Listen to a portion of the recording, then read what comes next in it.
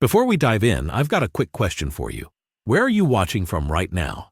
And what time is it? Drop it in the comments. I love seeing how far and wide our viewers are tuning in. Now, imagine this. Rimuru Tempest, the ever-evolving, suddenly enters the daily life of the Immortal King universe. What happens next? Let's find out.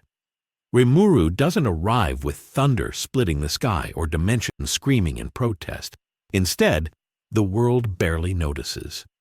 One moment, Huaxia City is going about its usual routine.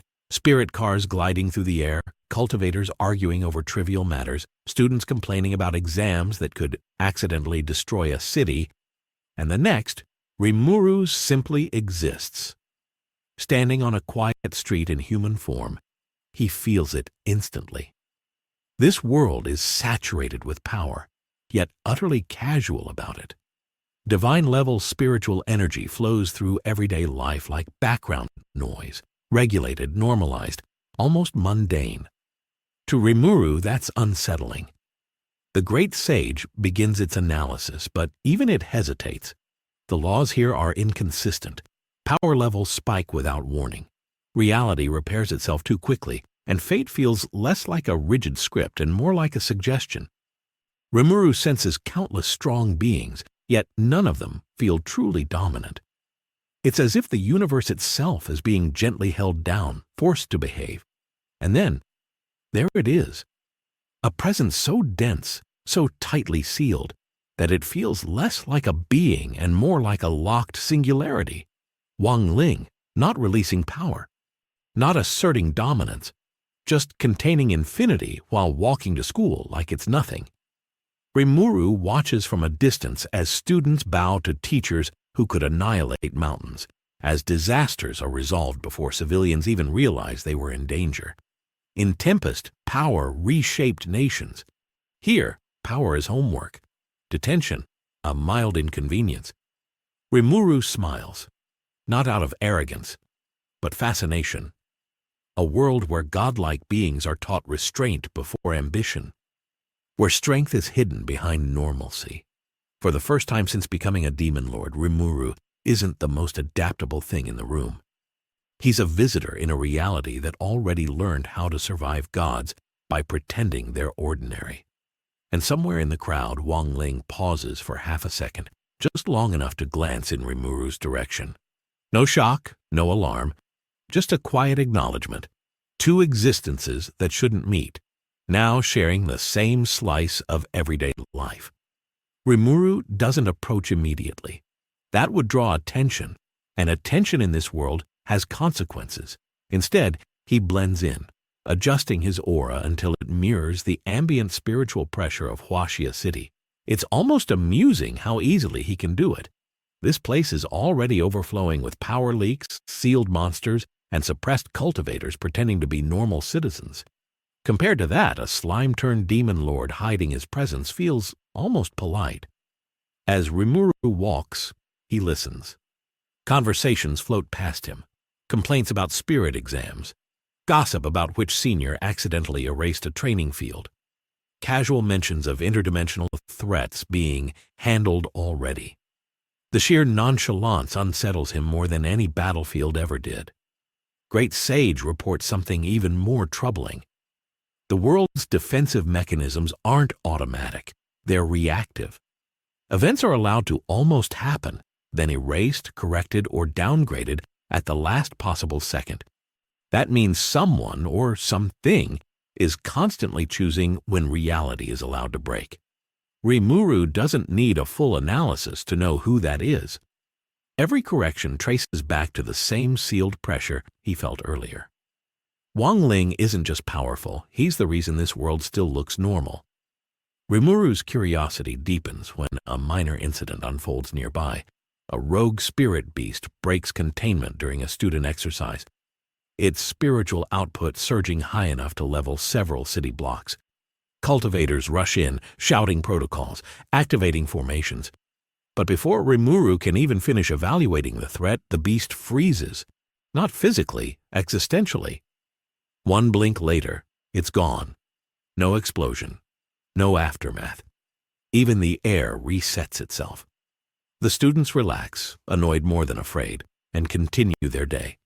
Rimuru stands still, processing what he just witnessed. That wasn't an attack. That was deletion without effort. In Tempest, Rimuru evolved by overcoming threats, absorbing enemies, and rewriting his own limits through conflict. Here, conflict barely gets the chance to exist. Power is suppressed so completely that even disaster feels scripted, sanitized. Rimuru realizes something crucial in that moment. This universe doesn't escalate, it caps, and anyone who exceeds that cap is quietly removed from the equation. For the first time since his arrival, Rimuru feels something unfamiliar. Not fear, but caution. This isn't a world that can be conquered or reshaped. It's a world being babysat by a god who desperately wants to stay human. And if Rimuru isn't careful, he won't be seen as a visitor, but as a variable that needs to be corrected. That realization forces Rimuru to slow down, not physically, mentally. In most worlds, his presence bends the narrative the moment he arrives. Kingdoms rise, systems react, enemies converge. Here, the story refuses to acknowledge him. The universe doesn't push back, it simply watches, waiting to see if he becomes a problem. Rimuru has dealt with hostile gods, tyrannical laws, even worlds designed to reject anomalies, but never a reality so calmly confident in its ability to erase what it doesn't like. It's not arrogance, it's certainty. Rimuru decides the best way to understand this place is to experience it the way its strongest inhabitant does, by living inside the routine. He enrolls under a fabricated identity, slipping into Spirit Sword High School with minimal resistance. The system barely questions him. Records autocorrect. Backgrounds fill themselves in. It's as if the world prefers consistency over accuracy. In class, Rimuru observes cultivation techniques that would be considered sacred secrets elsewhere being taught, like basic arithmetic. Students complain about mana control drills while unconsciously outputting energy that could crush entire armies. The absurdity isn't loud, it's normalized.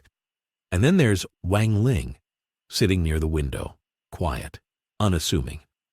Power sealed so deeply it barely registers unless you're actively looking for it. Rimuru is actively looking, and even then, it's like staring into a void that refuses to reflect anything back.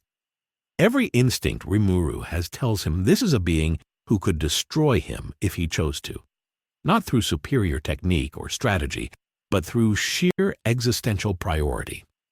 Wang Ling feels less like a character in the world and more like the world's emergency override. During a training session, the instructor demonstrates a high-level spirit technique, the kind meant to inspire fear and awe. Students struggle to replicate it, their spiritual pressure spiking chaotically. Rimuru copies it once, perfectly, then deliberately weakens it, letting it fail in a believable way. No applause, no suspicion, just another student struggling to keep up. He understands now. In this universe, standing out is more dangerous than being weak. But Wang Ling notices, not openly, not dramatically, just a subtle shift in posture, a glance that lingers half a second longer than necessary. Rimuru feels it immediately, the sensation of being measured by something that doesn't need to prove itself. There's no hostility in that gaze, no challenge, only quiet awareness. As if Wang Ling has recognized Rimuru as someone who also knows what it means to carry too much power and pretend it's nothing.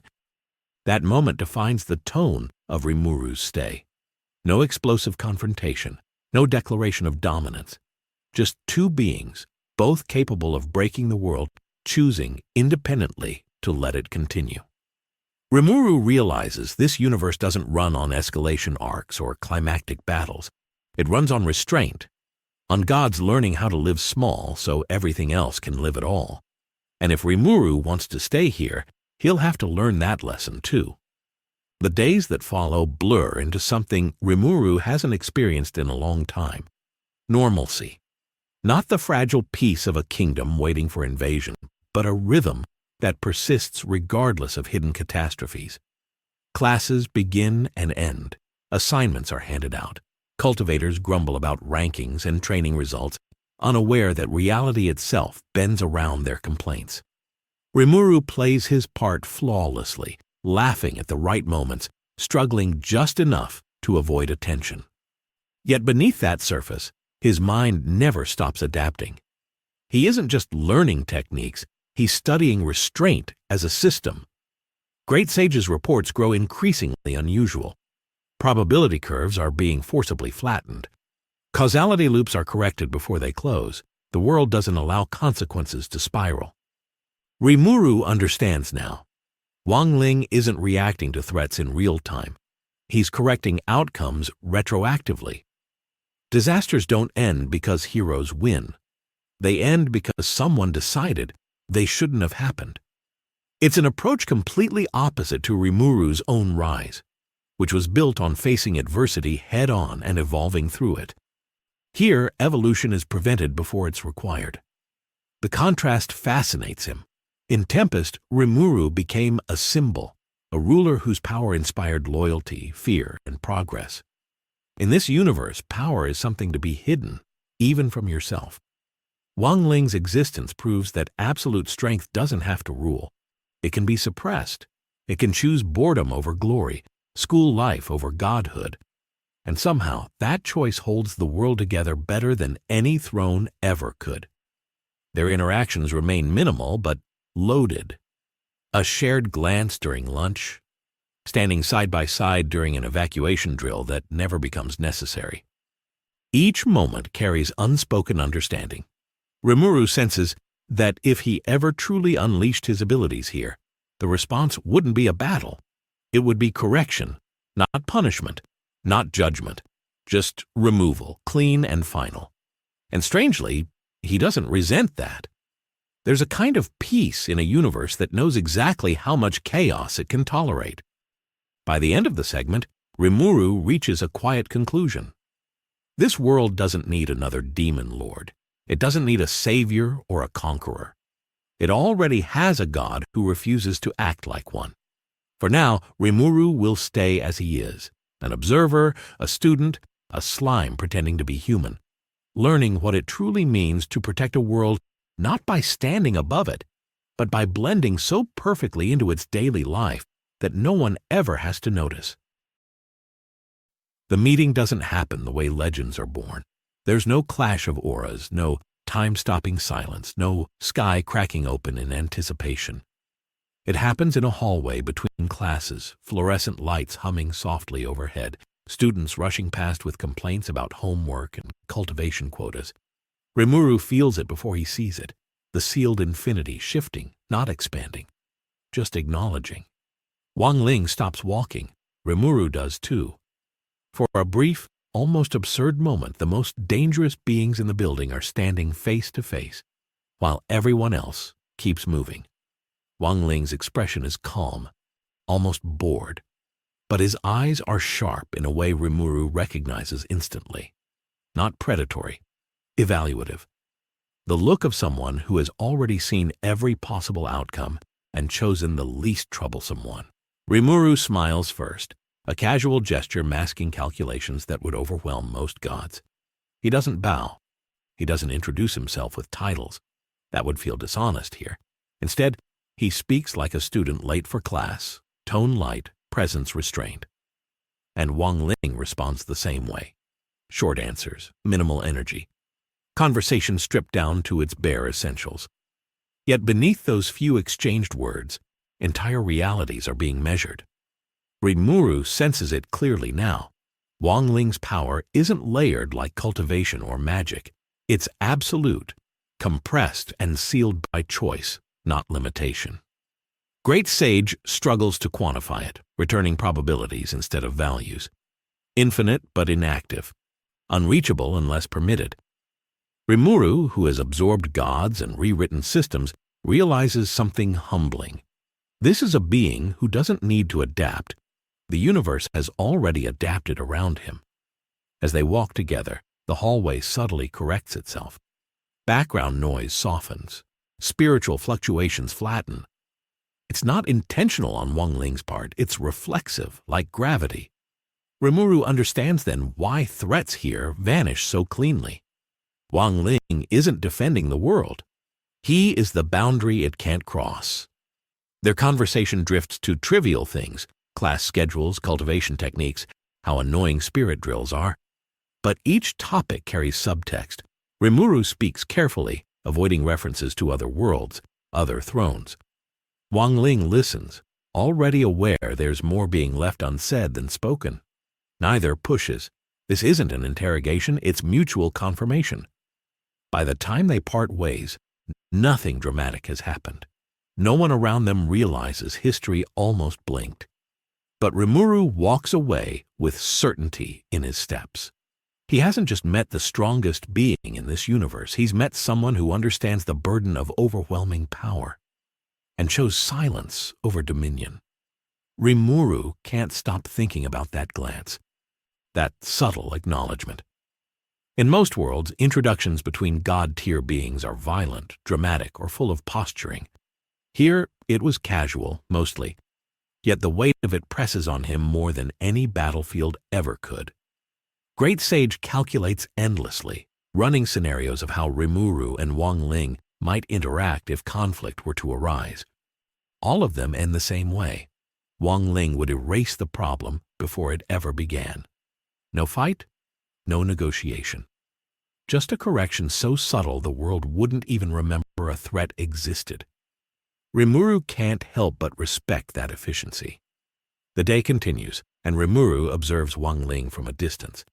He's in class, scribbling notes with that same calm precision. His aura locked down so tightly that even Rimuru has to strain to sense the depth of it. Outside, spirit fluctuations spike briefly as a minor dimensional anomaly triggers nearby, but Wang Ling doesn't move. He doesn't panic. The threat fizzles without anyone noticing. Rimuru notes the timing. The universe doesn't react to Wang Ling, it reacts through him. And the fascinating part? Wang Ling's awareness isn't overbearing. It's almost like he's bored by how simple it all is. That kind of calm control is foreign to Rimuru. Even he, the ever-adaptive demon lord, thrives on tension and challenge. Wang Ling thrives in its absence. Later, Rimuru attempts to engage him again, this time under the pretext of asking about cultivation techniques. They sit in the courtyard where spirit trees sway lightly, students milling about oblivious to the forces barely restrained around them. Rimuru asks casual questions, testing responses, gauging limits.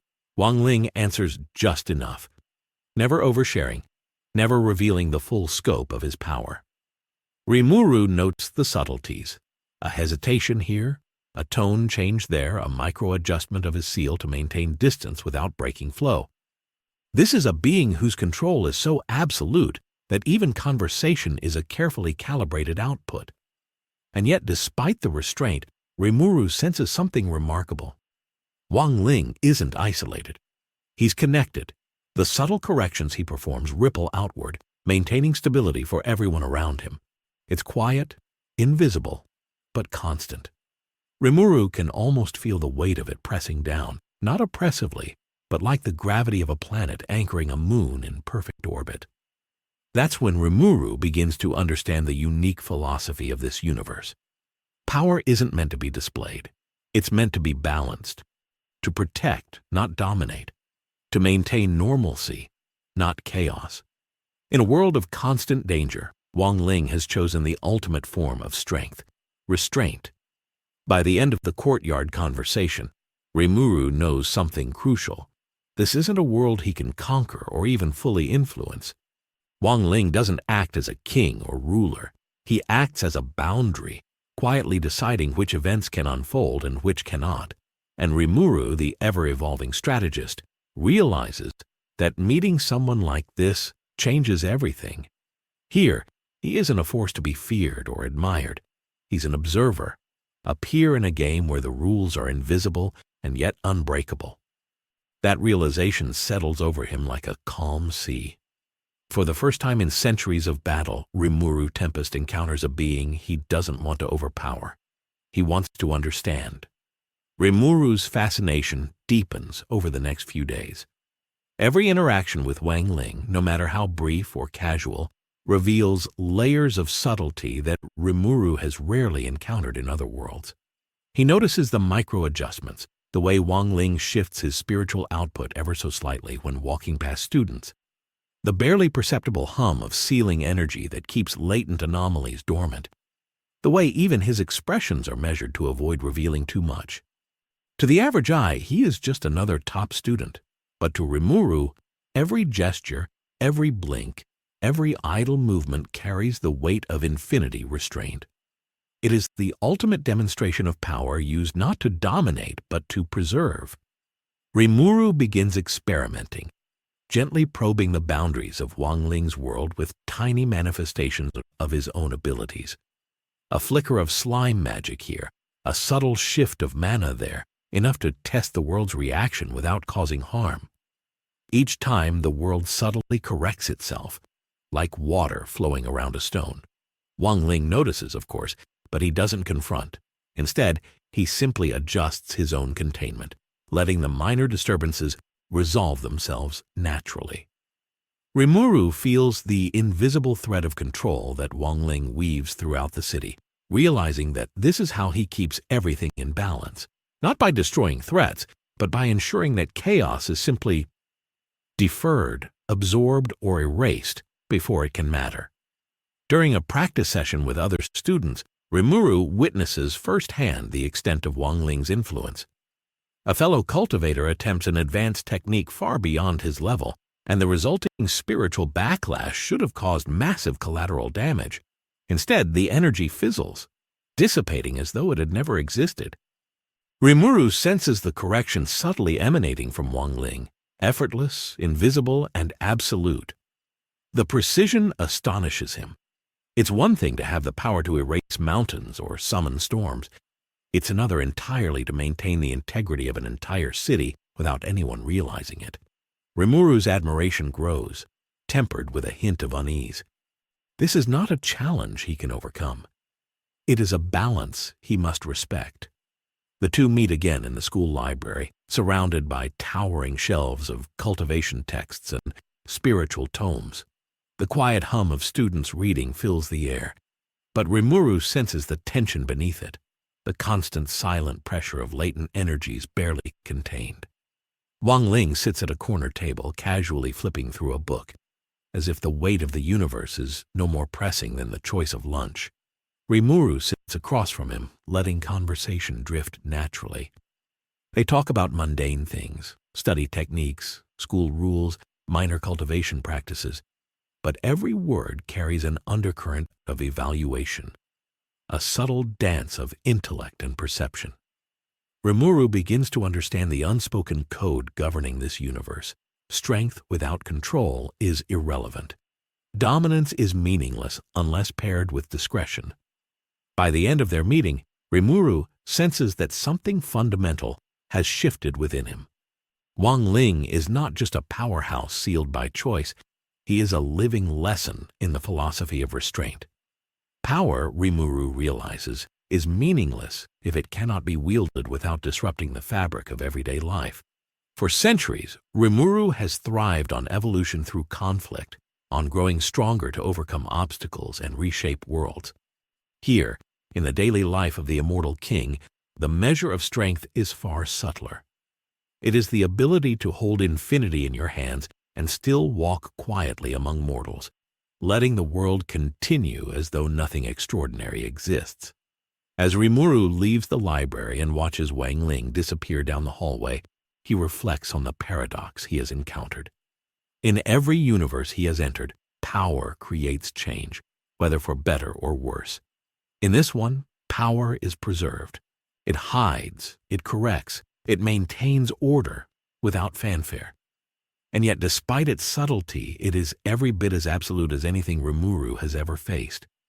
This encounter, this quiet, almost mundane meeting, has shown him a new perspective on what it means to be strong, and perhaps what it truly means to be godlike. For the first time, Rimuru feels that being a visitor here requires more than adaptation. It requires respect, patience, and a willingness to walk alongside someone who carries infinity as if it were nothing at all. Rimuru's observations evolve into a kind of silent study, almost meditative.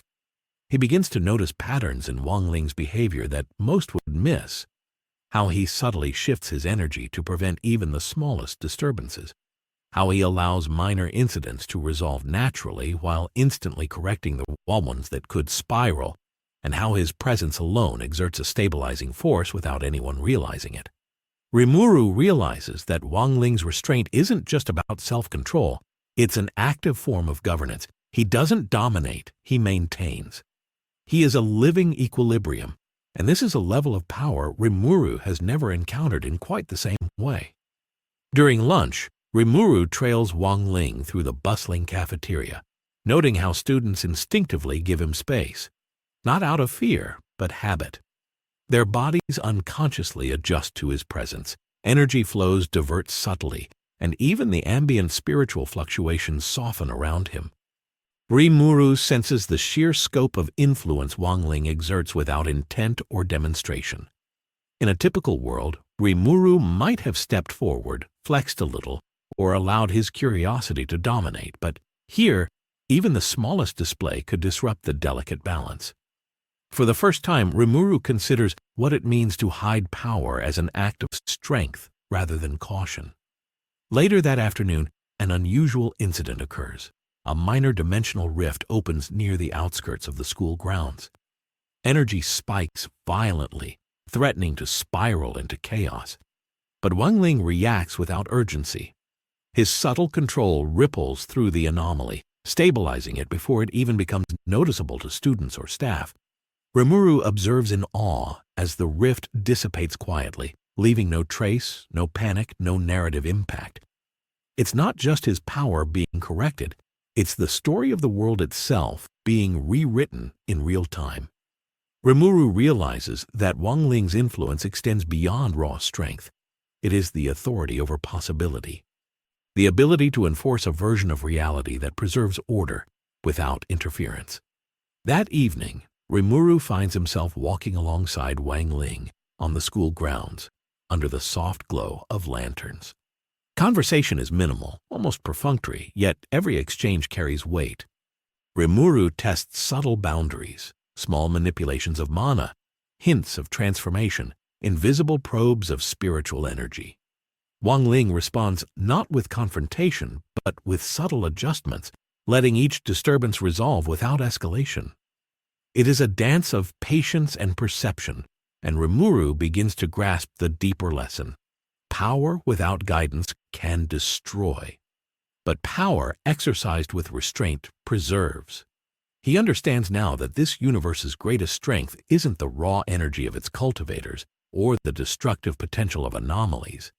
It is Wang Ling's deliberate choice to contain and protect, to wield godlike ability as a quiet guardian rather than a dominant conqueror.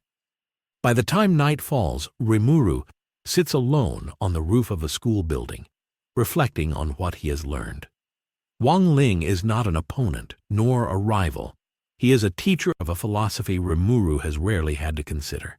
That true strength may not lie in growth or conquest, but in the patient, invisible act of balance. Every glance, every movement, every subtle correction witnessed over the past days has reshaped Rimuru's understanding of what it means to exist as a god among mortals. This isn't a world to be dominated or controlled. It's a world to be understood, respected, and preserved from the shadows. And in that quiet contemplation, Rimuru makes a silent decision. He will not reveal his full power here, will not disrupt the delicate equilibrium Wang Ling has maintained. Instead, he will observe, learn, and adapt, not to dominate, but to exist alongside someone who carries infinity as casually as any student carries a notebook. This meeting, seemingly mundane, has been a revelation.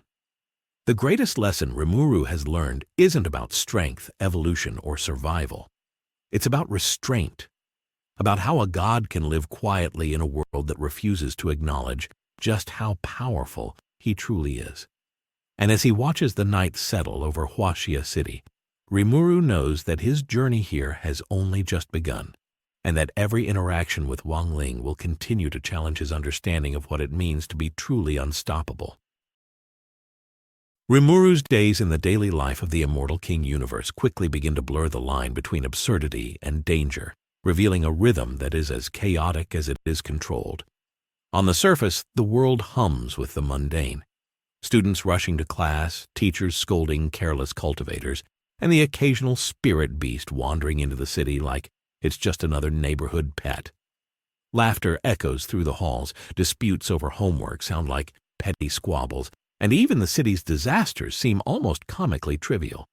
Yet beneath this facade, Rimuru senses undercurrents of tension that could unravel everything if left unchecked. Every joke, every minor calamity, every exaggerated student complaint is a tiny wave riding atop a tidal force of raw, uncontrollable energy. It begins subtly. A student practicing a spirit technique miscalculates the energy flow, and the surrounding trees ripple as if the air itself remembers the potential for destruction.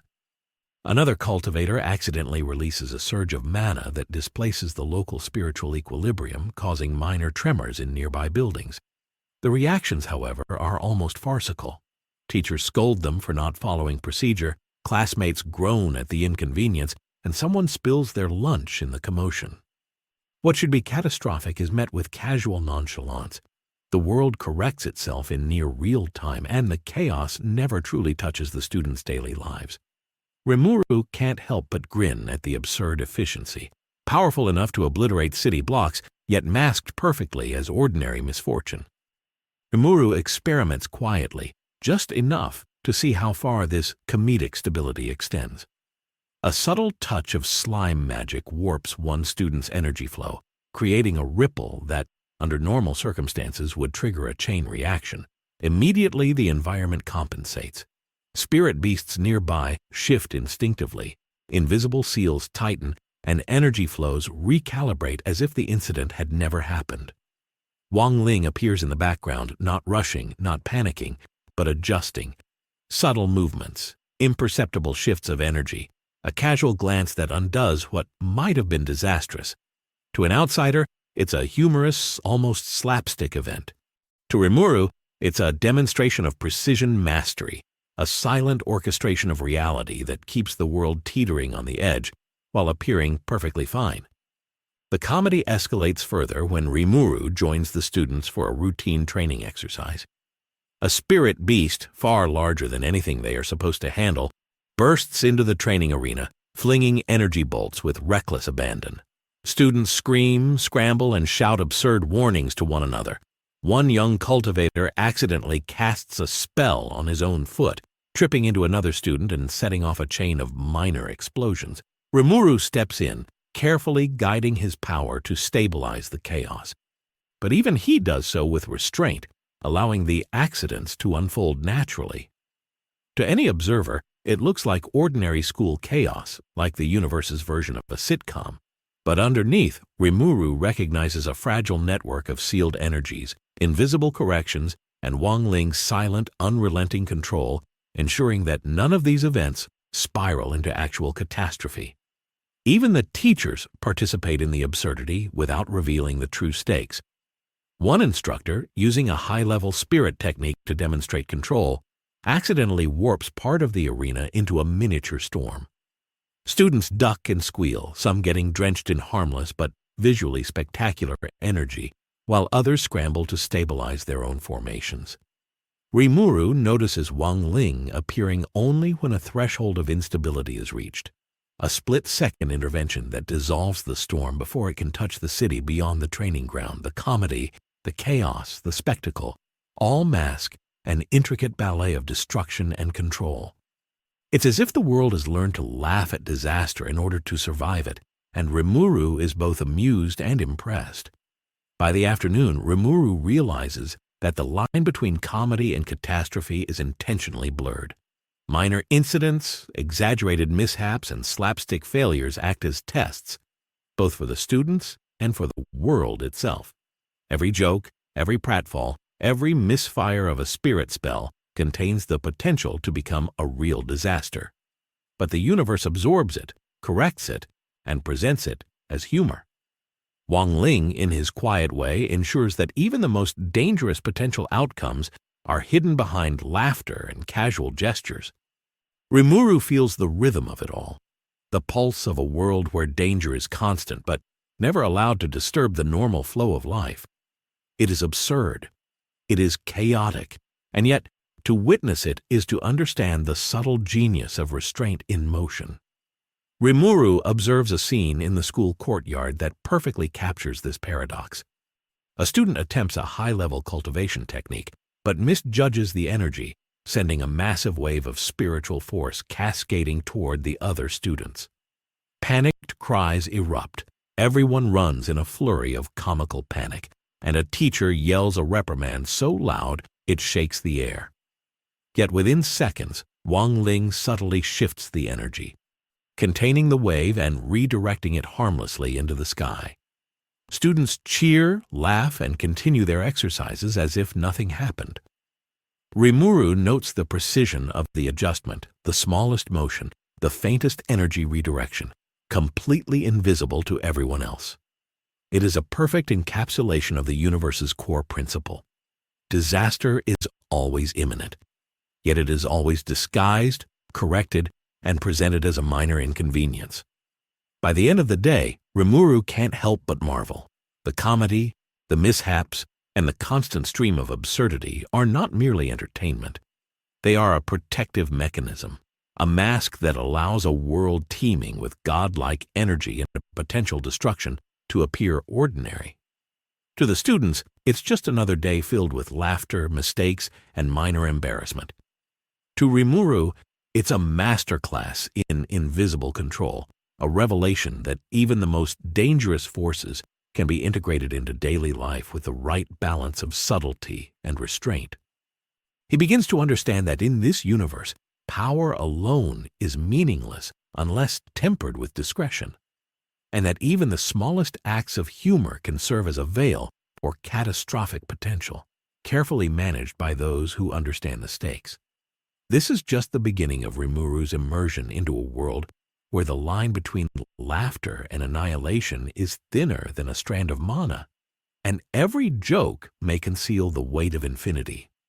Rimuru quickly realizes that participating in the absurdity is just as important as observing it. He can't simply stand back and analyze. He has to move, speak, and react in ways that blend seamlessly into the comedic chaos. A misfired spirit spell here, a minor transformation mishap there, small, controlled incidents that add to the humor but never threaten actual destruction. He watches as students accidentally trigger minor energy surges, tripping over their own spells, colliding with each other, or creating temporary rifts in space that vanish almost immediately. To anyone else, it looks like harmless slapstick, but Rimuru knows better. Each incident, no matter how trivial it appears, is a delicate balancing act, teetering on the edge of catastrophe.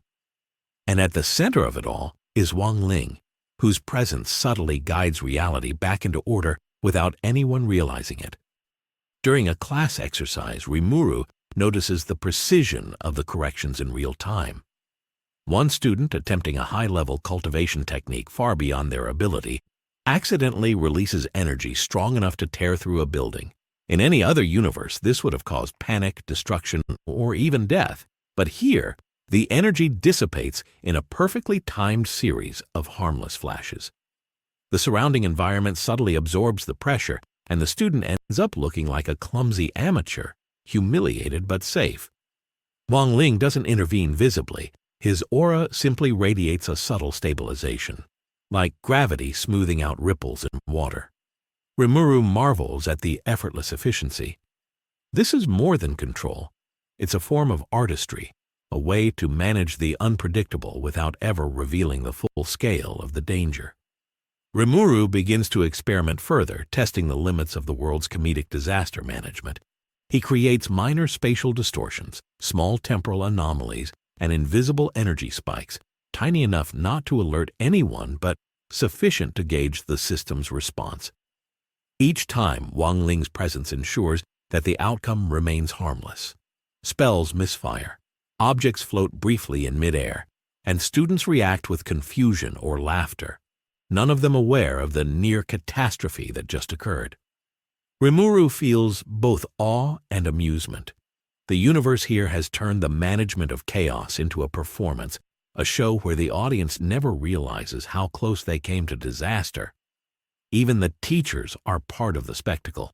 One instructor demonstrating a supposedly dangerous technique inadvertently triggers a miniature energy storm. Students scream and duck, some slipping on the courtyard floor, while others collide in panic. To anyone else, it would seem like a full-blown calamity. But Rimuru watches as Wang Ling's subtle influence redirects the storm harmlessly, dispersing it into harmless sparks. The instructor looks frustrated but unharmed.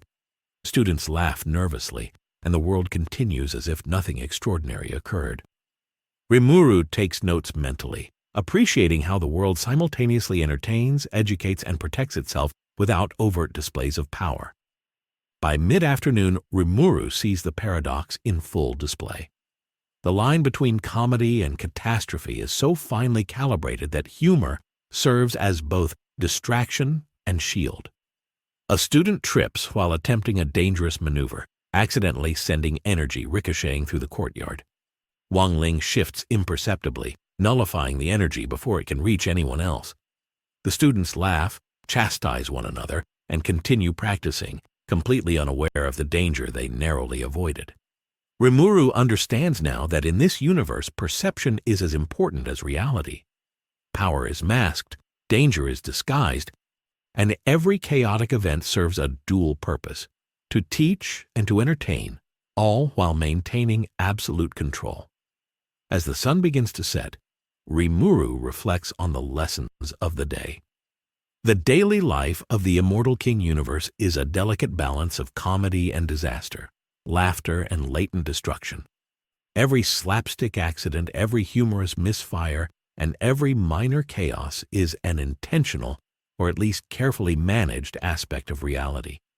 Wang Ling's silent oversight ensures that nothing truly catastrophic occurs, yet the world maintains the illusion of unpredictability.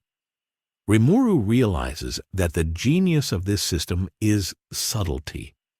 The power to destroy is everywhere, but it is wielded so carefully, so invisibly, that life continues uninterrupted. And in that realization, Rimuru finds himself smiling. He has seen countless worlds where chaos reigns or order is absolute, but here, humor itself is a tool of stability, and disaster is carefully choreographed into comedy. The universe teaches a lesson that is as elegant as it is absurd. In a world brimming with infinite power, restraint, subtlety, and even a touch of humor may be the greatest form of strength. Rimuru begins to understand that surviving and thriving in this world requires more than raw power. It requires perception, patience, and the willingness to navigate the fine line between laughter and annihilation. And as night falls over the school, Rimuru knows that the lessons of this day are only the beginning. Rimuru begins to notice the patterns in how chaos unfolds and how it is corrected in even greater detail. Each comedic disaster has its own rhythm, a precise sequence that allows calamity to seem accidental without ever threatening the larger world. One moment, a student trips on a floating textbook, sending a small wave of energy ricocheting toward the other students. The next, another cultivator accidentally triggers a minor spatial distortion. In a normal universe, this would have escalated into a full-blown crisis. Here, the distortions fold into themselves, dissipating into harmless flashes of light, leaving only laughter, surprise, and minor embarrassment. Rimuru notes the subtle cues, the faint hum in the air, the barely perceptible pull of spiritual energy that mark the invisible hand guiding events. It isn't only the students who participate in this delicate dance. Teachers, staff, and even incidental bystanders contribute to the comedic masking of catastrophe. One instructor demonstrates a supposedly high-level barrier spell, but miscalculates the energy flow, producing a sudden burst that topples several benches and sends scrolls flying. Students shriek, duck, and scramble in exaggerated panic, but the energy is contained, redirected, and ultimately harmless. Rimuru observes that Wang Ling doesn't need to step forward with force. His subtle influence permeates the environment, correcting outcomes before they can have real consequences. Even the most inexperienced student, oblivious to the near disaster, continues practicing, laughing nervously at their own blunders. Rimuru experiments further, testing the thresholds of this system with minor illusions and subtle energy distortions. Each time the universe self-corrects in a way that feels almost like a performance. A burst of energy misfires from Rimuru's own manipulation, threatening to break the courtyard's spatial integrity. For half a heartbeat, the potential destruction is real, but then, with no dramatic gesture, Wang Ling's stabilizing influence redirects the energy harmlessly into the sky. The students see only harmless sparks. Laughter resumes, minor arguments erupt, and life continues uninterrupted.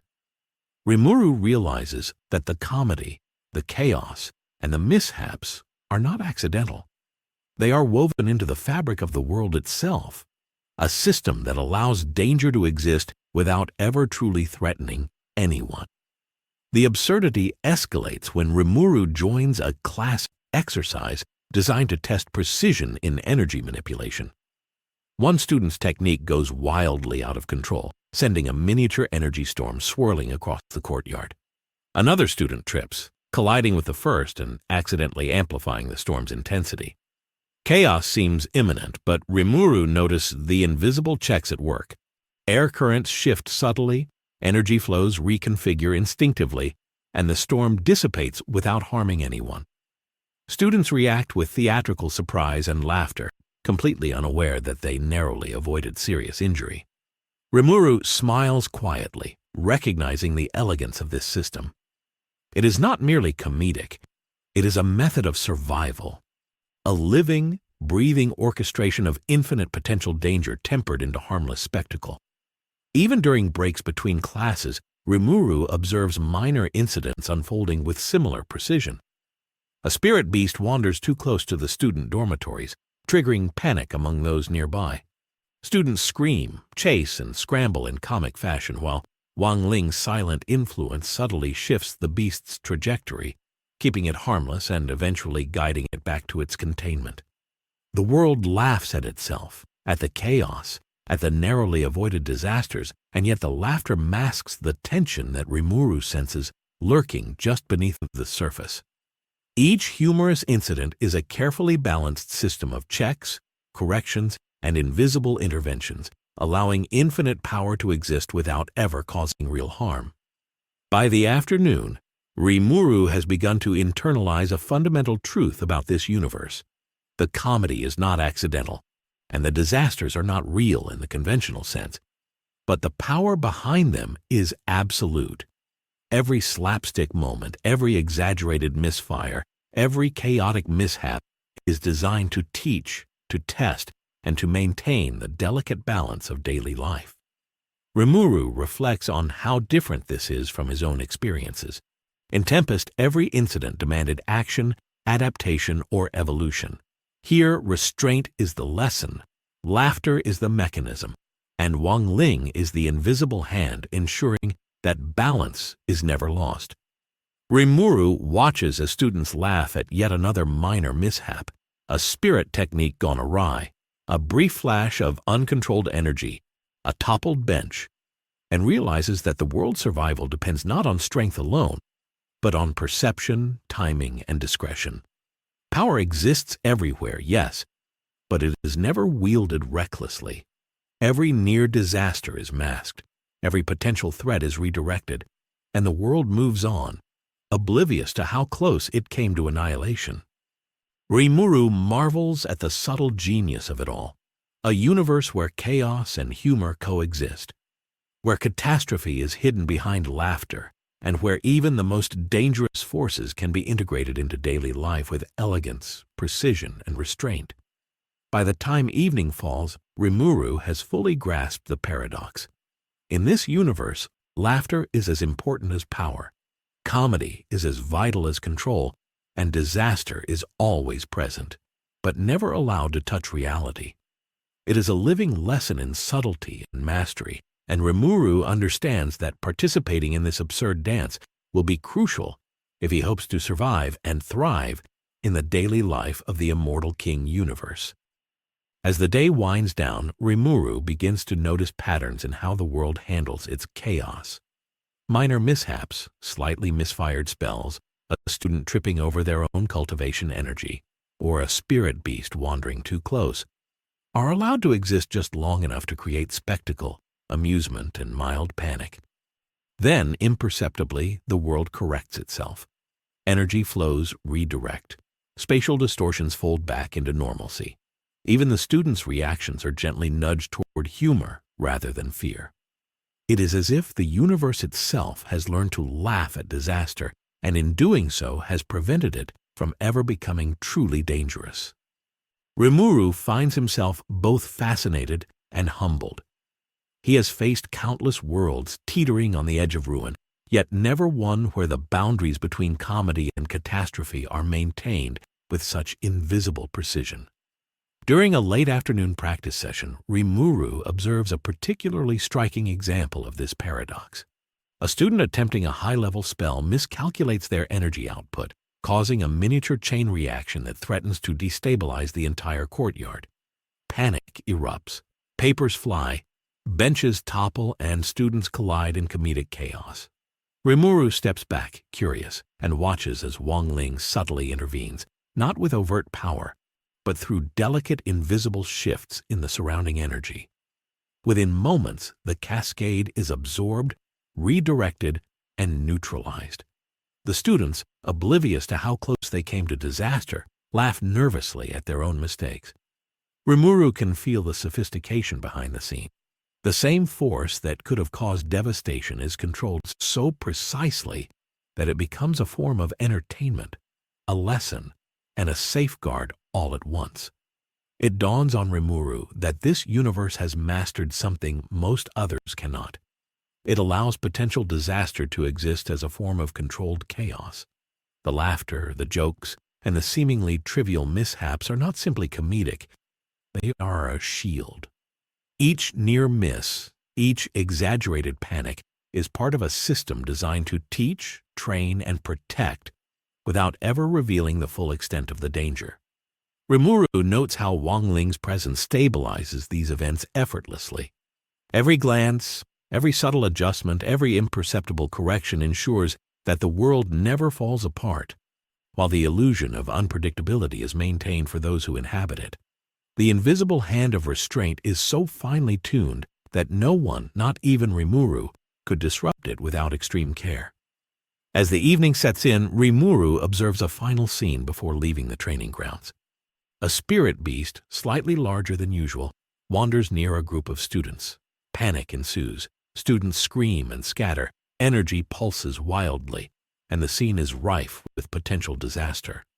Yet Wang Ling, in his characteristic calm, subtly channels a stabilizing influence through the surrounding area. The beast's energy is redirected, students are unharmed, and by the time the incident concludes, it is merely another anecdote for the school's daily chronicles. Rimuru can't help but smile.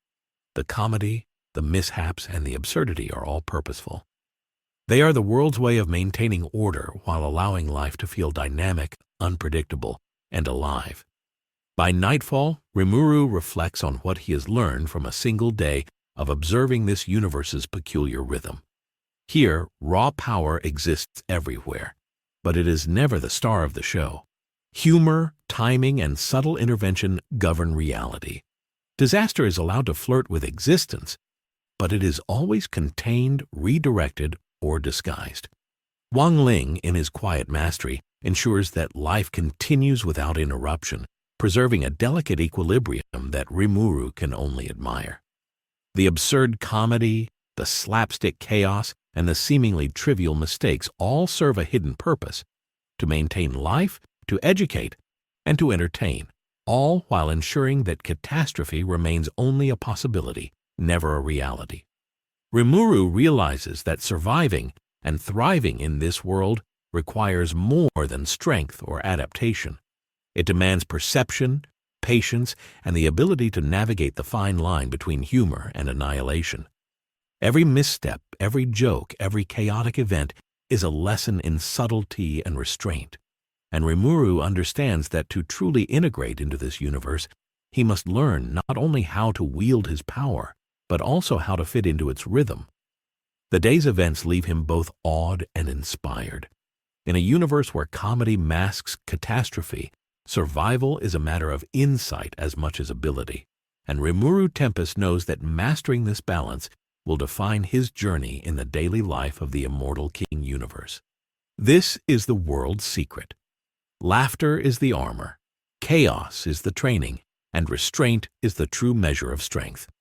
Rimuru leaves the training grounds that night with a newfound understanding, realizing that in this universe, the line between comedy and catastrophe is thinner than a strand of spiritual energy, and walking it requires a skill even greater than raw power. Rimuru had grown comfortable navigating the absurdity of the daily life of the Immortal King universe. He understood the rhythm now, chaos disguised as comedy, disasters contained by invisible hands, and Wang Ling silently maintaining equilibrium. But for the first time since arriving, something about the world feels off.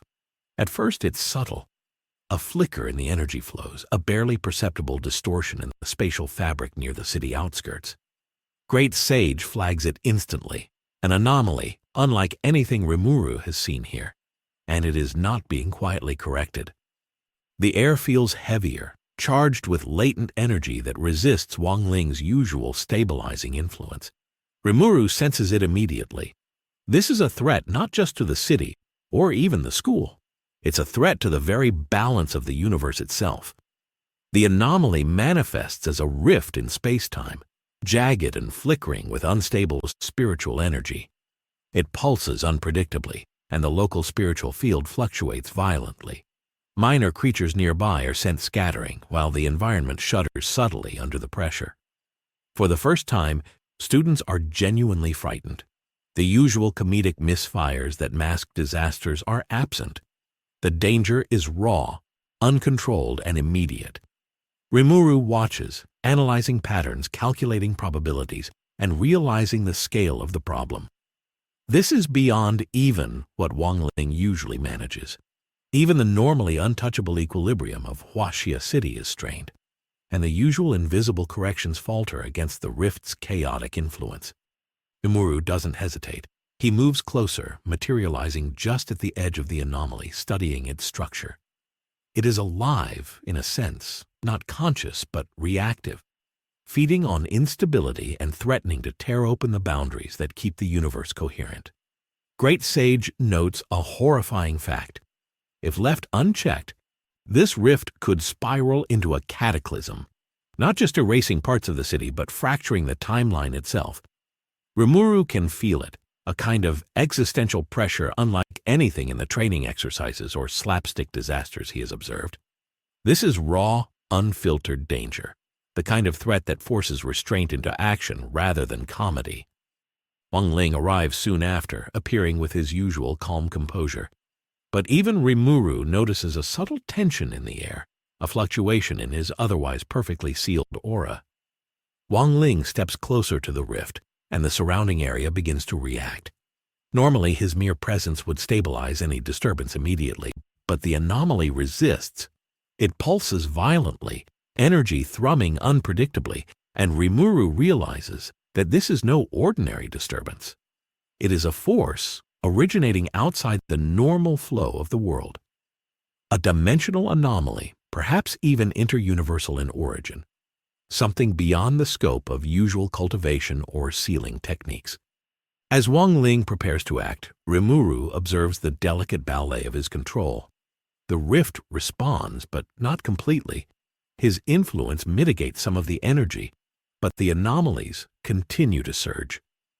It becomes clear that even Wang Ling, with his mastery over invisible corrections, cannot fully stabilize this rift alone. Rimuru knows that if the situation escalates, the subtle comedy of the world, the balance that masks disaster with laughter, will collapse entirely. Schools will be evacuated, students will panic, and the fragile rhythm of Huaxia City will fracture. The mask that keeps catastrophe hidden is cracking. Rimuru steps forward, not as a conqueror, but as a collaborator. Unlike other worlds, this is not about proving dominance or absorbing power. This is about synchronizing with someone whose restraint already governs reality.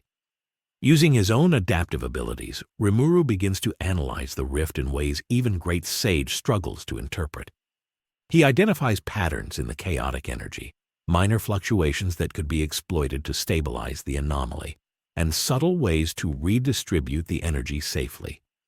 He tests tiny, controlled interventions. Nothing overt, nothing dramatic, just enough to interact with the rift and allow Wang Ling's influence to reach further. The first attempts are imperfect. The rift reacts unpredictably. Energy spikes ricochet through the courtyard, and nearby structures tremble under the pressure. Rimuru notices the cracks forming in the carefully maintained equilibrium. Minor environmental shifts, distortions in gravity, and small temporal loops creating repeated motion in students and objects. The comedic masking fails entirely. For the first time, what should have been an invisible, corrected disaster is now visible, raw, and dangerous.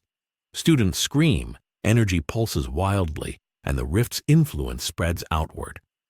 Even Wang Ling's calm demeanor tightens slightly, his normally flawless containment beginning to strain. Rimuru realizes that in this moment, subtlety alone is insufficient. The mask of comedy, the system that allows catastrophe to be managed as humor, is gone. What remains is pure, uncontrolled threat. The city, the school, and even the natural laws of this universe are at stake. Rimuru adjusts, expanding his influence just enough to stabilize key points of the rift without drawing attention to himself, letting Wang Ling continue his corrections without being overwhelmed. For the first time, they are working side by side, one being operating with silent, absolute restraint, the other adapting, evolving, and compensating in real time. Even though they do not speak, a connection forms, unspoken, precise, and necessary. Rimuru senses Wang Ling's intent, not to dominate, not to impress, but to preserve. And Rimuru's own response is the same, not to fight or absorb, but to stabilize, to ensure that the universe can survive without losing its rhythm. Together, they are a combination of adaptive evolution and absolute restraint, two god-tier powers interacting with uncanny precision. But the rift continues to pulse, stronger and more unpredictable with each passing second. Structures tremble, energy spirals form and collapse spontaneously, and spatial distortions threaten to swallow nearby students. Rimuru and Wang Ling's combined efforts barely hold it at bay, revealing the terrifying reality. This is not a threat that can be ignored, masked with comedy, or casually corrected.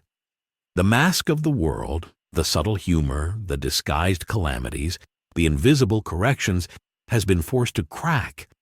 And now, raw power, precision, and synchronization are the only things keeping the city from collapse. At this point, Rimuru understands the magnitude of what they are facing. This is no ordinary anomaly. It is a threat that transcends the rules of the universe, challenging even Wang Ling's unparalleled restraint. And as he prepares for the next phase of intervention, Rimuru feels a surge of anticipation. This is the first real test in the daily life of the Immortal King universe, where comedy can no longer hide catastrophe, and survival depends entirely on the coordination of two beings capable of rewriting reality itself. This is where the absurdity ends, and the stakes become terrifyingly real. Rimuru tightens his focus, analyzing the rift's chaotic energy patterns in real time. Unlike the minor disturbances he has studied before, this anomaly is alive in a way that resists passive correction. Every pulse, every flare of unstable energy seems to adapt to interventions, twisting unpredictably, almost as if it senses attempts to stabilize it. Great Sage flags dozens of potential collapse points, each one capable of erasing entire city blocks. Yet Rimuru remains calm. He understands that subtlety alone won't be enough this time. The mask of humor that normally absorbs chaos is gone, and raw precision must replace it. Wang Ling steps forward, his aura expanding subtly, and the ground beneath his feet hums with suppressed power. Rimuru observes that even the faintest adjustment from him sends ripples through the rift, temporarily stabilizing certain points while leaving others dangerously exposed. It becomes immediately clear that the rift is forcing a collaboration between absolute restraint and adaptive intervention. Rimuru begins manipulating energy flows in complementary patterns, guiding spikes of unstable mana into harmless channels while Wang Ling compresses and seals the remaining surges. Neither speaks. Communication isn't needed. The rhythm is instinctual.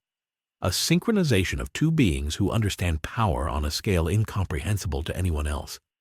Despite their combined efforts, the rift continues to pulse violently, and Rimuru notes the cracks spreading in the surrounding environment. Trees bend unnaturally, stone pathways shudder, and pockets of time skip in irregular intervals, causing students and objects to repeat motions for several seconds at a time. The absurdity of the world's usual comedic masking has vanished completely, replaced by raw, visible danger. For the first time, the students of Huaxia City are not laughing. They are screaming, panicking, and running for cover. Rimuru's heart beats faster, not from fear, but from the exhilaration of encountering a threat that cannot be ignored, one that demands full engagement rather than observation. Rimuru notices a pattern in the rift's behavior. The energy surges are not entirely random. They seem to follow a chaotic but discernible rhythm, almost musical in its complexity. By matching his adaptive powers to the rift's pulses, Rimuru begins to redirect energy away from high-risk zones, buying Wang Ling precious moments to reinforce the surrounding space. The two operate as a perfect system. Rimuru adapts, compensates, and absorbs, while Wang Ling stabilizes, compresses, and corrects. It is a rare glimpse into the coordination of god-tier beings acting not for glory, not for dominance, but purely to preserve life and maintain balance. As the rift continues to resist, Rimuru realizes something critical. This anomaly is learning. Each attempt to stabilize it alters its behavior, forcing new adaptations, subtle tweaks, and precise interventions. It isn't conscious in a human sense, but its energy responds intelligently to threats, making each second a high-stakes game of prediction and reaction. Wang Ling notices too, subtly shifting his containment strategies with minimal movement, allowing Rimuru to handle the variable adaptive portions of the rift. Together, they are a study in contrasts, one operating through absolute restraint, the other through infinite flexibility. Despite the danger, Rimuru can't help but admire the beauty of it all. The chaos is stunning, almost artistic, a symphony of energy and instability that challenges even their combined mastery. Yet every pulse, every flare, every destabilized fragment of reality reinforces a lesson he has been learning since arriving in this world. Power is meaningless without control, and restraint is a form of strength that cannot be replicated through brute force alone. Wang Ling demonstrates this continuously, and Rimuru mirrors it with adaptability, creating a balance neither could achieve alone. As the city trembles and the rift pulses with wild, chaotic energy, Rimuru notices a subtle change. The longer they maintain their coordination, the more cracks in the anomaly begin to stabilize. The energy pulses soften, the chaotic distortions of space-time diminish, and fragments of the environment begin to revert to their natural state. Students are still panicked, but they no longer face immediate danger. Rimuru feels the tension in the air shift slightly. Hope returns, but only just. It becomes painfully clear that this is only a partial victory. The rift is contained, but not eliminated. Its energy pulses continue, albeit with less intensity, and its chaotic patterns remain unpredictable. Rimuru realizes that the mask of comedy that usually conceals catastrophe has been permanently cracked here, at least temporarily. The world has revealed its vulnerability, and he and Wang Ling are the only ones capable of maintaining stability until the anomaly can be neutralized completely. Even as exhaustion begins to press in, Rimuru feels an exhilarating clarity. This is the first true test in the daily life of the Immortal King universe. The absurdity, the humor, the controlled disasters, all of it has been stripped away, revealing raw threat and raw power in its purest form. And in this crucible, Rimuru and Wang Ling are forced to operate not as students, not as observers, but as de facto guardians, synchronizing power and restraint to hold back a force that could otherwise unravel everything. This is a world where laughter usually hides disaster, but in this moment, comedy has no power. Only precision, restraint, and adaptability can prevent catastrophe. And Rimuru has never felt more alive. Rimuru senses the intensity of the rift reaching a new peak. It pulses with wild, chaotic energy, twisting space and time in ways that defy logic. Even Wang Ling, whose power has maintained near-perfect equilibrium over the entire city, seems stretched to his limits. The subtle hum of his aura, the invisible force that normally smooths over every disturbance, flickers like a candle in the wind. Rimuru notes the unusual pattern. The rift isn't just chaotic, it's probing, testing the limits of their combined control. Each surge is sharper, each distortion more unpredictable. The world is no longer merely a stage for comedic disasters. This is a raw, unfiltered existential threat, and it responds to them as if aware of their interventions. Rimuru adapts quickly. He begins synchronizing his slime-based adaptive abilities with Wang Ling's containment aura, creating a dynamic feedback loop that redirects energy from the rift in real time. It is delicate work. Too much interference could destabilize Wang Ling's corrections. Too little, and the rift could tear through the city. Every movement, every thought, every recalibration matters. Rimuru feels the thrill of combat not against an opponent, but against raw reality itself. This is unlike any battle he has faced. There is no singular enemy to strike down, only the unpredictable chaos of a universe-wide anomaly that challenges the very foundations of stability. The students nearby are caught in a storm of energy pulses, their panic escalating as the rift's power warps the environment. Trees bend unnaturally, rocks float in midair, and pockets of distorted gravity toss students and objects into chaotic arcs. Normally, these incidents would be masked as slapstick comedy, but now the humor has evaporated entirely. The stakes are real, and danger is visible in every tremor, every pulse. Rimuru's heart races not with fear, but with analytical intensity. He must predict the rift's next moves, adjust his adaptive interventions instantly, and remain perfectly synchronized with Wang Ling's subtle manipulations. Failure is unthinkable. Wang Ling doesn't speak.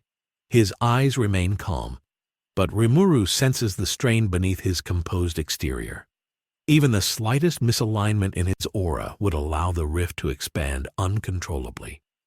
Rimuru notices the near imperceptible shifts in Wang Ling's containment energy, small adjustments that relieve pressure from one area while forcing the rift's energy into less dangerous channels. It's a master class in restraint, a demonstration of how absolute power can be exercised without chaos. Rimuru mirrors these shifts with adaptive precision, subtly guiding energy surges, flattening spatial distortions, and neutralizing localized anomalies before they reach critical mass. Together, they form a synchronized system of stabilization, one adaptive, one absolute. But even their combined efforts are barely keeping the rift contained. The anomaly grows increasingly erratic. Energy spikes begin forming spirals, some collapsing into miniature implosions that threaten to pull in everything nearby. Rimuru notices temporal loops forming, students and objects repeating actions in fractions of a second, and realizes that the rift is destabilizing not only space, but time itself. This is unprecedented. Great Sage alerts Rimuru to dozens of potential points of catastrophic collapse, each one capable of cascading into far-reaching destruction if left unchecked. Rimuru's mind races through calculations, probabilities, and adaptive strategies, continuously updating as the rift shifts unpredictably. As the seconds pass, the rift's energy grows almost sentient. It reacts to their interventions, twisting, pulsing, and expanding in patterns designed to test their limits. For the first time, Rimuru feels the exhilaration of facing a threat that adapts to his every move, not through sentience, but through pure chaotic energy that behaves as if it understands control itself. Wang Ling tightens his containment subtly, compressing unstable zones and preventing the rift from exceeding critical mass, while Rimuru manipulates the remaining energy, diffusing surges and redirecting pressure into harmless channels. The synergy is perfect, a ballet of god-tier powers operating at maximum efficiency, yet the rift remains resilient. A reminder that some forces cannot be tamed by strength alone. The cracks in the city's reality grow visible. Spatial distortions twist buildings, gravity fluctuations send objects into impossible arcs, and faint echoes of temporal loops create ghostly afterimages of students running through the chaos. The world's usual comedic masking, so reliable in previous days, is gone. Laughter and absurdity cannot hide the scale of the threat. Rimuru realizes that this is the first moment in this universe where catastrophe cannot be disguised. The mask has been forced to crack, exposing the raw, terrifying potential that usually lies beneath humor and restraint. Every action they take is critical, and even the smallest misstep could cascade into disaster. Yet within the chaos, Rimuru feels clarity. The anomaly has stripped away pretense, leaving only the raw mechanics of survival. Power must be precise, restraint absolute, and adaptability instantaneous. Wang Ling's silent corrections combined with Rimuru's dynamic adjustments are holding the rift at bay, proving that even the most unpredictable threat can be managed through coordination, understanding, and unyielding focus. The world has been forced to reveal its vulnerability, and Rimuru understands that from now on, survival will require a mastery of both humor and danger, comedy and catastrophe, restraint and adaptation. Lessons that could only be learned when the mask cracks and reality shows its true face. The rift pulses once more, sharper, more violent, and Rimuru prepares for the next phase of intervention. The city trembles, the students scream, and the fabric of reality stretches to its limits. For the first time, the daily life of the Immortal King universe feels entirely real. Not a stage of comedic misfires, but a battlefield where survival depends on god-tier mastery and flawless synchronization. Rimuru knows that this is a turning point. The mask has cracked. The threat is undeniable, and the only way to preserve the world is to operate at the very edge of their combined abilities, balancing chaos and control with precision that leaves no margin for error. The night deepens, shadows stretch unnaturally across the city, and the rift continues to pulse. For Rimuru, every movement, every calculation, and every adaptive adjustment is a test not just of strength, but of understanding. The ability to navigate a universe where comedy can no longer hide catastrophe and raw, visible danger demands intervention from beings capable of shaping reality itself. The rift's pulses grow sharper, twisting violently as if challenging the very limits of reality. Buildings tremble, windows shatter from unseen pressure waves, and the air crackles with unstable energy. Even Rimuru, with centuries of experience and countless universes behind him, feels the strain of holding his adaptive powers in perfect synchronization with Wang Ling's containment aura. This is no longer a subtle dance of restraint and comedy. This is raw, tangible disaster, and it demands their full attention. Every second matters. A single misstep could unravel the city's reality, or worse, the very timeline itself. Rimuru scans the environment, identifying areas of highest instability. Spatial distortions flicker, time loops form and collapse unpredictably, and the rift radiates waves of energy that threaten to propagate beyond the city limits. Students scream and scatter, unaware of the near-apocalyptic forces swirling around them. Unlike previous incidents that were cleverly masked as humorous accidents, this catastrophe is visible, unshielded, and terrifyingly real. Rimuru realizes the lesson in this moment. The universe's subtle comedy can only contain so much. When a true threat emerges, the mask shatters, leaving raw power and unflinching coordination as the only means of survival. Wang Ling, as composed as ever, focuses his influence precisely where it's most needed. The invisible barriers of containment ripple outward, compressing chaotic energy, redirecting dangerous surges, and subtly neutralizing extreme fluctuations. Rimuru adjusts in perfect harmony, adapting to the rift's unpredictable responses, diffusing energy spikes, and smoothing spatial anomalies. The two of them are no longer simply guardians and observers. They are a combined force capable of temporarily holding back a power that could otherwise erase the city in an instant.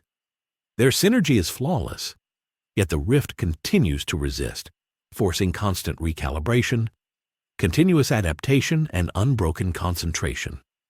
The anomaly seems almost sentient in its reactions. Each intervention prompts new, unpredictable distortions, gravity reversals in pockets of the courtyard, temporal duplicates of students appearing and disappearing, and energy spirals that defy natural flow. Rimuru notes the frightening complexity. This is not just a disruption of space or time. It is a force capable of testing the limits of even god-tier beings. Wang Ling's aura stretches to its threshold, subtle tremors in the ambient energy hinting that even his mastery of restraint has limits. Rimuru feels the weight of this realization. No single being, no matter how powerful, can dominate an uncontrolled anomaly of this magnitude. Only collaboration, precision, and absolute focus can prevent total catastrophe. As they continue, Rimuru begins to push his adaptive abilities further, channeling energy into stabilizing points just beyond Wang Ling's immediate influence. Each adjustment is calculated with meticulous care. A slight redirection here, a minor absorption there. The rift reacts almost immediately.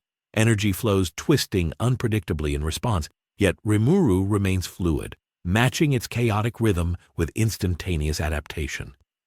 For the first time, he experiences the thrill of a battle where victory isn't measured in destruction, but in preservation. The survival of a city, a school, and a delicate balance that has maintained peace for decades. The rift lashes out in a massive surge, bending space violently and threatening to swallow nearby students. Rimuru feels great sage's alerts multiplying exponentially, but instead of panic, a sharp clarity emerges. He calculates, adapts, and executes multiple layers of stabilization simultaneously, merging his adaptive interventions with Wang Ling's containment in a seamless sequence. Slowly, the rift's violent surges begin to lose intensity. Spatial distortions collapse back into normalcy, gravity stabilizes, and temporal loops fade. Students, still panicked but unharmed, begin to realize that the worst has passed. Even as the anomaly diminishes, Rimuru knows this is only a temporary victory. The mask of comedy that normally conceals the world's latent dangers has been irrevocably cracked. The rift exposed the vulnerability that lies beneath every slapstick mishap, every humorous disaster, and every carefully corrected misfire. The world's delicate balance, so carefully maintained by Wang Ling's restraint and subtle intervention, is no longer invisible. Rimuru reflects on the lesson. True danger cannot always be hidden, and even a universe designed to mask catastrophe must confront reality when the threat exceeds its thresholds. By the time the city quiets, Rimuru and Wang Ling remain at the center of the now stabilized rift, two beings whose combined power has averted disaster. They are exhausted, yet resolute. Rimuru feels a newfound respect for the subtle genius of this universe, a world that can appear absurdly comedic while harboring godlike forces, yet demands unparalleled coordination and mastery when the true threat emerges. The lesson is clear. Restraint, precision, and adaptation are as vital as raw power. and even the most controlled world can be shaken when reality itself tests its limits. As night falls, Rimuru observes the aftermath. Minor debris scattered, energy pulses fading, and students cautiously returning to their routines, oblivious to the scale of the catastrophe they narrowly survived. The mask may have cracked, but the world endures. And Rimuru understands with absolute clarity that his journey here will not be defined by humor or casual adaptation alone.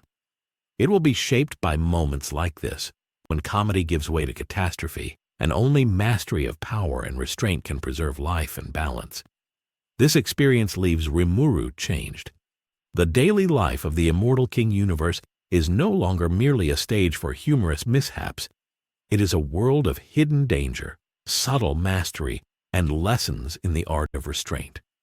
And Rimuru Tempest, having faced a threat that forced the mask to crack, knows that he has only begun to uncover the true depth, the hidden challenges, and the godlike precision required to survive and thrive in this extraordinary universe. After the chaos of the rift has subsided, a strange calm settles over Huashia City. The students cautiously resume their routines, some whispering in awe, others unsure if the day's events were real or a trick of perception. The usual comedic masking has returned to a degree, minor mishaps and harmless accidents creeping back into daily life, but the shadow of what occurred lingers in the air. Rimuru stands on the edge of the courtyard, observing Wang Ling. There is no need for words. The aura of absolute restraint that surrounds him communicates more than any conversation could. Rimuru feels a deep respect, a recognition that in this universe power is defined not by exhibition, but by subtle influence, the kind that can hold back a rift capable of unmaking reality.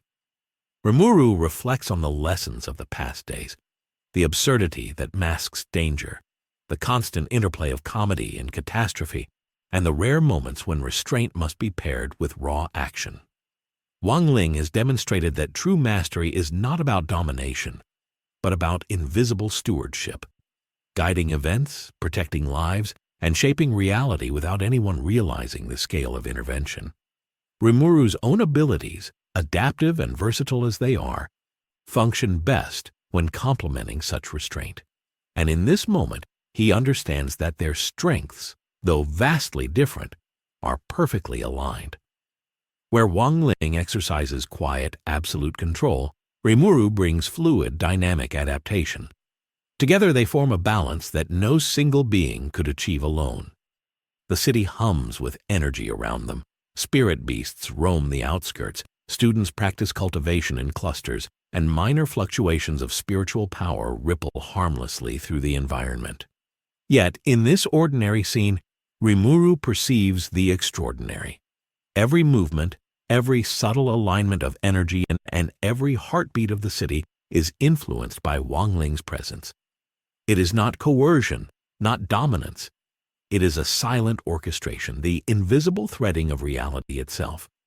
Rimuru realizes that understanding this level of influence is more profound than anything he has learned in Tempest or any other universe. This is the subtle, quiet work of godhood, maintaining balance without fanfare, preventing catastrophe without recognition, and ensuring the continuity of life with deliberate, almost invisible action. Rimuru approaches Wang Ling, his form shifting seamlessly between human and slime. No words are exchanged at first. Instead, they observe each other, each acknowledging the other's presence with a calm, shared awareness. The air between them carries unspoken communication, respect, recognition, and a mutual understanding of what it means to wield power responsibly. Rimuru notes how Wang Ling's restraint never falters, how his aura naturally adapts to disturbances, and how his mere presence imposes order on the surrounding chaos. It is a level of control Rimuru has rarely encountered, and he senses that for Wang Ling, this is effortless, a natural extension of his being. Yet Rimuru also understands that effortlessness is deceiving.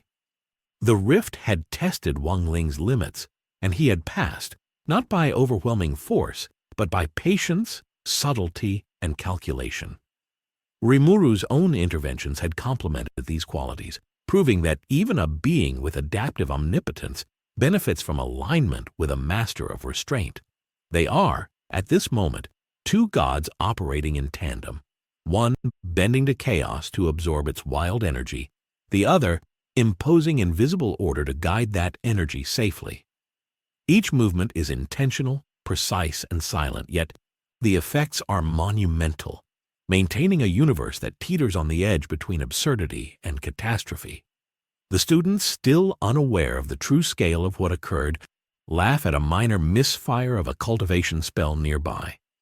To them, the world has returned to normal, but Rimuru and Wang Ling perceive layers beyond the surface, the residual energy of the rift, the subtle recalibration of spatial temporal flow, and the minor imbalances that have yet to fully stabilize.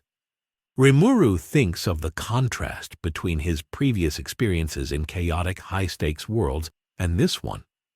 Here, the focus is not on raw battle or accumulation of power, but on enduring balance, on preserving life through the quiet, invisible exercise of God-tier ability. They move through the courtyard side by side. Rimuru occasionally adjusts minor fluctuations in the residual energy, redirecting small surges before they can destabilize the environment, while Wang Ling's presence effortlessly maintains order across a broader scale. There is no urgency, no rush, only a flowing, continuous understanding. Each action complements the other, creating a seamless interplay of adaptive intelligence and absolute restraint.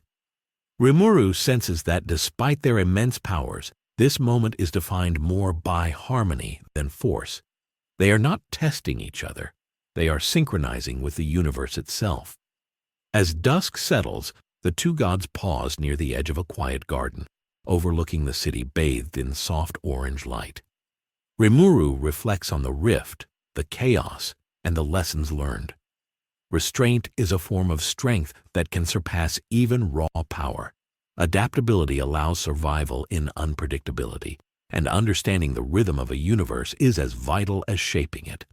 Wang Ling turns to look at him, the faintest acknowledgement in his calm gaze, and Rimuru nods in return. Words are unnecessary. In this shared silence, they recognize each other not as rivals or allies, but as equals, beings capable of shaping reality while preserving life, operating in perfect, quiet understanding. The city below continues its normal rhythm. Students laugh, minor misfires happen, and even spirit beasts wander without danger. To any observer, life is ordinary.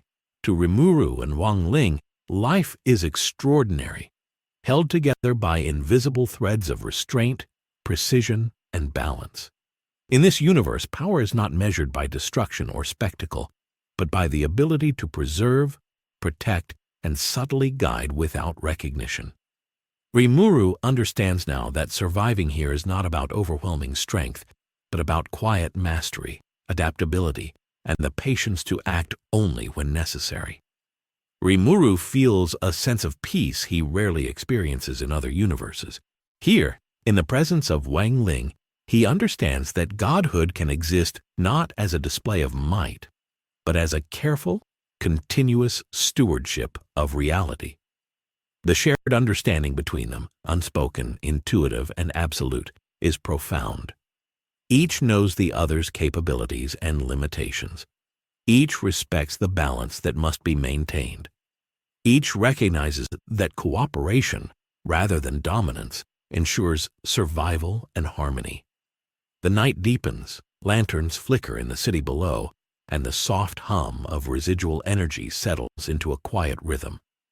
Rimuru and Wang Ling remain on the rooftop, two gods among mortals, yet intimately connected by experience, understanding, and mutual respect. The world continues, oblivious to how close it came to calamity, yet perfectly preserved by those who watch over it.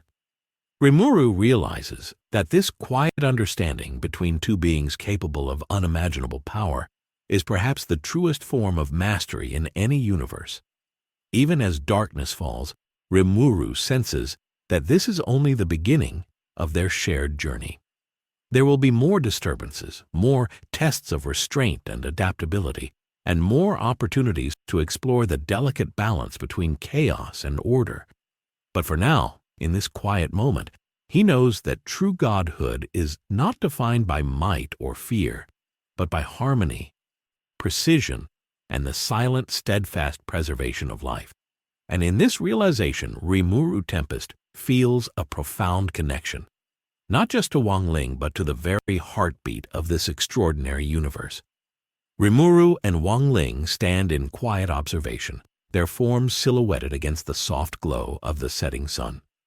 To the casual observer, it appears as if nothing unusual had happened today. Students laugh and chatter, minor cultivation mishaps continue, and life flows effortlessly. But Rimuru knows better. Every subtle adjustment in the environment, every imperceptible shift in spatial energy, every flicker of temporal anomaly has been managed, most of it invisible to anyone except those capable of perceiving God-tier power. This quiet mastery, this invisible orchestration, is the essence of Wang Ling's strength, and Rimuru feels honored to witness it firsthand. Rimuru reflects on the stark contrast between his typical adventures and what he has experienced here. In Tempest, power is often a spectacle, measured in destruction, conquest, or overwhelming force. Every encounter is a test of might or strategy, and victory is defined by dominance. Here, however, victory is subtle. It is in the unnoticeable correction of catastrophic potential, in the maintenance of harmony, in the preservation of life without fanfare. It is a lesson in restraint that Rimuru has never encountered so completely, a principle that even his adaptive abilities must respect. The two move silently across the courtyard, each step deliberate, each action fluid. Rimuru continues to adjust minor residual distortions, testing the limits of his adaptive skills and finding ways to complement Wang Ling's absolute control. Where Wang Ling stabilizes, Rimuru redirects. Where Rimuru adapts, Wang Ling reinforces. It is a seamless interplay, a choreography of God-tier power that neither requires words nor recognition. This is the first time Rimuru has felt this level of synchronization with another being. Two forces operating in perfect alignment, one embracing adaptability, the other exercising restraint, together maintaining the balance of an entire universe. In the quiet aftermath of the rift, Rimuru begins to notice smaller, subtler anomalies that he would have overlooked before. Lingering pulses of unstable energy, faint temporal loops repeating at imperceptible speeds, and minor spatial warps that defy normal cultivation logic. Normally, these would have gone unnoticed or been absorbed by the comedic masking of the world. But the rift had cracked the illusion, exposing the hidden fragility of reality. Rimuru understands that even now, long after the visible chaos has ceased, the universe is still realigning itself, and their work is far from complete. Yet there is no panic, only calm, methodical observation and intervention, the hallmark of true mastery. As night deepens, Rimuru senses the subtle ebb and flow of spiritual energy across the city. Wang Ling's influence remains constant, a silent anchor that maintains order in the midst of lingering instability. Rimuru adjusts his own energies in response, creating a dynamic feedback loop that allows both adaptive and absolute influences to coexist seamlessly. It is a balance of contrasts, one being fluid, reactive, and versatile, the other steady, precise, and unyielding. Together they create a stability that neither could achieve alone, a testament to the quiet power of cooperation between two God-tier beings. Rimuru feels a profound sense of connection, not just to Wang Ling but to the universe itself. He understands that this is more than partnership. It is mutual recognition of purpose, a shared understanding that the preservation of life and the balance of reality are higher priorities than personal glory or dominance. In this quiet communion, words are unnecessary. Every glance, every subtle shift in aura, every synchronized adjustment communicates volumes. They are no longer simply two beings in the same universe. They are co-guardians, maintaining harmony where the world itself cannot perceive the danger they prevent. The city below continues its rhythm. Lanterns flicker in the evening breeze, students laugh at minor mishaps, and the occasional spirit beast wanders past without incident. To the outside world, life is ordinary, yet Rimuru and Wang Ling know the extraordinary truth. Catastrophe was a heartbeat away, yet the city endures, its fragile order preserved by their combined mastery. Rimuru reflects on this revelation. True strength is not measured in what can be destroyed, but in what can be preserved, silently, consistently, and without recognition. In the stillness of the night, Rimuru contemplates the journey that brought him here. He has learned that power without understanding is meaningless, that restraint can surpass overwhelming force, and that adaptability finds its greatest purpose when aligned with absolute control. Wang Ling embodies these principles effortlessly, while Rimuru contributes the dynamic counterbalance. Together they demonstrate that the union of contrasting God-tier abilities, fluidity and restraint, reaction and anticipation, can stabilize even the most chaotic threats. As Rimuru watches the stars emerge overhead, he realizes that this quiet understanding is the true heart of mastery in this universe. It is not in flashy displays, not in battles or conquests, but in subtle, precise, and continuous intervention, guiding life and reality without ever revealing the full scope of influence. The shared understanding between him and Wang Ling is more than mutual respect. It is a profound alignment of purpose, a recognition that their combined presence safeguards not just the city, but the very integrity of the universe. Rimuru feels a sense of completion, yet he knows that the journey is far from over. There will be future disturbances, new anomalies, and challenges that will test both restraint and adaptability. But for now, in this quiet moment atop the rooftop, two gods stand side by side, observing a world that continues unaware of how close it came to collapse. In the silence between them, there is mutual acknowledgement, a shared understanding that transcends words, a balance that ensures life continues, and a lesson that true power is measured not by what one can destroy, but by what one can protect. The night stretches on, and the city settles into a rhythm that belies the near catastrophe of earlier hours. Lanterns sway gently, casting soft shadows across cobblestone streets, and distant murmurs of laughter and conversation rise from dormitories and training grounds. To any ordinary observer, life seems untouched, the universe's fabric intact and mundane. Yet Rimuru and Wang Ling perceive layers beneath the surface, invisible threads of energy still subtly shifting and realigning from the rift's previous disruption. The anomaly may have been contained, but its echoes persist. And it is in this quiet aftermath that Rimuru truly appreciates the depth of Wang Ling's mastery, a restraint so complete that it transforms chaos into order without spectacle, influence without recognition. Rimuru feels the weight of responsibility differently now. In Tempest, he often acted decisively, absorbing threats or reshaping worlds according to his will. Here he operates in tandem with a being whose influence is far more subtle and profound. He understands that even his vast adaptive capabilities must defer to Wang Ling's silent orchestration, yet they also complement it perfectly. Each adjustment Rimuru makes, redirecting residual energy, compensating for small anomalies, or smoothing distortions in time-space, is acknowledged instinctively by Wang Ling's presence. It is a partnership defined not by overt cooperation, but by a shared intuitive understanding of the universe's delicate balance. The city, for all appearances, is calm. Students gather around small bonfires, sharing meals and recounting trivial mishaps from the day, laughing at their own clumsiness or minor cultivation failures. Spirit beasts meander peacefully, their auras subdued, contained not by visible barriers, but by the subtle, omnipresent influence of Wang Ling. Rimuru watches this, recognizing the genius of a world where power exists on an unimaginable scale, yet life proceeds unperturbed. The rift's temporary crack revealed the stakes. but it also highlighted the elegance of the system, the interplay between chaos, restraint, and invisible intervention that keeps the universe balanced.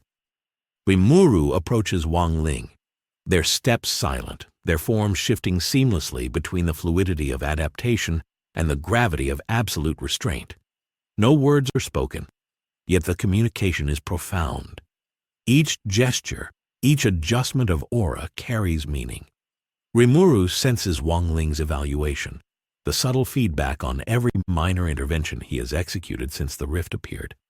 Wang Ling's acknowledgement is quiet but unmistakable, a recognition that Rimuru's adaptive powers are both necessary and complementary. In this moment, the two beings stand as equals, not in a contest of strength, but in a shared guardianship of reality. The residual energy from the rift continues to pulse faintly, a reminder that the anomaly was not destroyed, only contained. Rimuru directs micro-adjustments, channeling adaptive energy into these pockets, neutralizing potential instability before it can grow. Wang Ling, with his subtle but absolute influence, reinforces the corrections, ensuring that the energy is absorbed and redistributed safely. The interplay is intricate, precise, and continuous, demonstrating a harmony that transcends ordinary comprehension. Rimuru marvels at how a universe that appears absurdly comedic can also host god-tier threats that demand such a combination of skill, patience, and synchronization. Even as the city sleeps, Rimuru feels the pulse of life, the faint heartbeat of the world maintained by Wang Ling's restraint. He realizes that power here is not about overwhelming force. It is about subtle intervention, about shaping outcomes without ever revealing the effort behind them. He sees the elegance in Wang Ling's methods, the ability to maintain equilibrium, to guide chaos, and to preserve life without anyone understanding the depth of the influence exerted. In comparison, Rimuru's own adaptive abilities, versatile and dynamic as they are, act as a necessary counterbalance, flexible, responsive, and capable of handling the unpredictable, while Wang Ling stabilizes the predictable. Together, they form a system that ensures the universe survives, even when confronted by threats beyond comprehension. Rimuru reflects on the lessons this partnership has imparted. Strength alone is insufficient. Adaptation without coordination is chaotic.